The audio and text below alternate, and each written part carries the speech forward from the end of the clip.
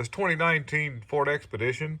It's a limited, got a 3.5 EcoBoost motor. And for you guys out there that want to do this job, I thought to myself, there's people can tear stuff down and all that, but you kind of get intimidated by what it's going to look like on the inside of this EcoBoost motor. And there was an error on a lot of Ford stuff that didn't have keyways.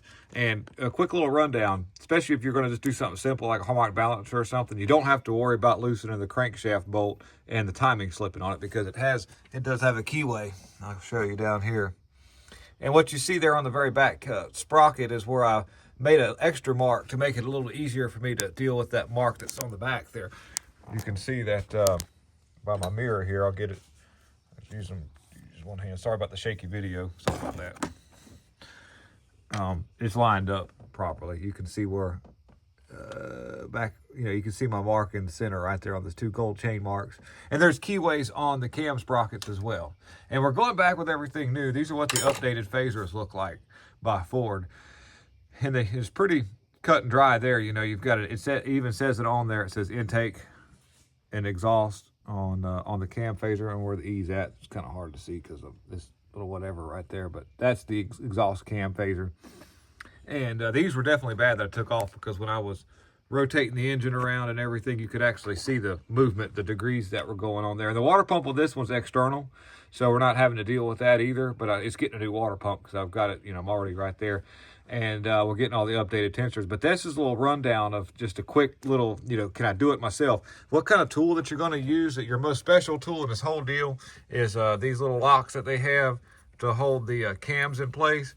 And I didn't buy the snap-on and all this stuff. I believe it or not, I'm just using an Amazon special, which they work. The only trouble I had with those cam locks was when I had one end wanted to rear up when I was this side here as I was loosening it, which they turn counterclockwise to get the bolts loose, and they are torque to yield, so you want to replace those bolts. And I'll be replacing the bolt that holds the crankshaft pulley on as well. Is that this wanted to raise up, and so I had my helper kind of hold down with the pry bar. He put it in there and held it there. And on this side, he just put his hand while I broke it loose. And it's 30 you tighten it down 30 foot-pounds with your new bolts, and then you loosen it back up, and then you go 18 foot-pounds, and then you go 150 degrees. That's how you tighten these bolts on the crankshaft. And the camshaft, the crankshaft, but the camshaft's a little different. I'll look that up real quick for you. So there's your crankshaft torque spec, 37 foot-pounds, then 90 and 60, I'm sorry. Wow, I think it's going to get pretty. And so the trick for that is, in case you guys are like, how am I going to do that without turning the whole engine? You'll take a serpentine belt, an old junk serpentine belt that you're not going to use. You'll wrap it around the grooves of the pulley, and you'll allow that belt to wrap around itself and then loop back on that, and it'll actually lock that pulley down, and you can crank it down and tighten it up. That's the quickest and best way to do it. They make a special crankshaft holding tool, but that takes forever to get to because you got to take all kind of stuff off. So I put a belt, a serpentine belt that's long enough, and I'll turn it clockwise in the direction of tightening the bolt till it loops over itself. The leftover little loop, I'll loop over this pulley right here, and that'll hold. It will actually hold that thing, sure will. And then you can crank it down. Yeah, and if you don't have an impact gun, you can break it loose by doing that as well. You can go the opposite direction. You can turn it counterclockwise, then loop what's left over there onto that and break that bolt loose. And that's how that works. It's a little FYI. So this is what we've got on the bench here since we've got it all taken apart. You got your time and chain tensioner arms, guides, cassettes, whatever you want to call it. The old chains, the old timey type phasers that you see there with the exposed springs. You see what the new ones look like. There's some of the parts that I've taken off of it. There's an old Thunderbird, 55, I think. Here's what I still got to get the other side on. I got everything from the Ford place. I suggest you do the same thing.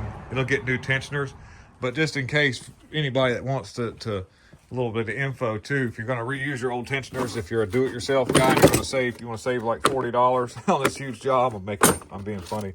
They make this little deal right here, which will go in there and lock the tensioner down so it doesn't fly apart. And then you kind of like put it in you'll put these in a vise, and you'll move you'll pull that little key in there, that spring. It's kind of hard to see, but you'll squeeze that in with a pair of pliers, then you'll lock that down, and then you'll put your tool back through there to keep that locked in. And that's basically your ins and outs. So I think what's worse about this job, more than anything, is actually getting all the ductwork placed back in for the turbos properly, because you got so many coolant lines that layer over top of each other on this particular engine that you need to put those back in order to get all the runs of the turbo tube things, whatever you want to call it, ductwork. And I laid rags over everything that had open holes related to turbo and intake. I did not want a little bitty bolt like the intercooler down there. I didn't want some little nut or some kind of something falling down in there and then getting sucked into one of those expensive turbos that's on either side of the manifolds there. So that's just a rundown. That's a little bit of ins and outs for you guys. And so I'm definitely, if you're a pretty handy do-it-yourself guy with the right amount of oomph, you can do this job. You just got to be careful about lining up everything. Another thing, too, you see a pair of vice grips right there, because the phasers were so bad that when I put my timing marks where they needed to be, nothing lined up. I couldn't get my tools on. The cams were so far out, there's no oil pressure on them, that I had to physically move things where I needed to be so I could drop my tools down, my hold tools. So that's something you may run into, and don't feel too uncomfortable doing that. You'll be fine. I had to just grip it somewhere where I wouldn't get on the lobe. I'm on the rough part of the cam, and just used the vice grips to kind of line things up so that I could get my hold down tool into place. That was the basic deal behind that. And they were tough to break loose. Those camshaft bolts are pretty tough. Even though it's torque to yield, it seemed like they get on there and they get seated down.